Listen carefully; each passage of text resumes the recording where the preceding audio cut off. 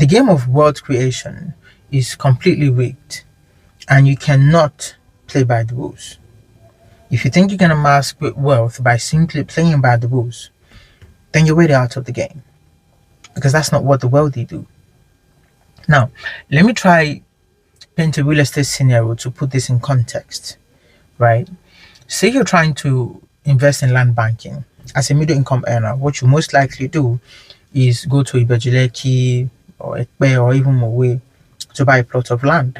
Smart investment. Then you have to wait for 10, some locations 15 years for the location to mature.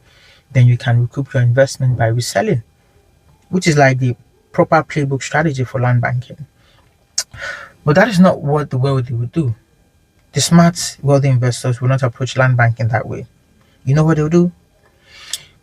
You see, most likely before the real estate company who sold to you realized the opportunity in that location, they already went there, buy land in several hectares, perfect the title, take possession, and hold on to it. And by the time the real estate company selling to you realize the opportunity there, they are most likely buying their own 20, 30, or 15 acres from these smart, wealthy investors before the real estate company now sell to you. So the moment you're just investing, these smart, wealthy investors are already cashing in on their investment. And they're able to do this because they have access to information you don't have access to, and they have access to enormous capital. You see, the game is completely rigged, and it's not your fault. It's just the game, right?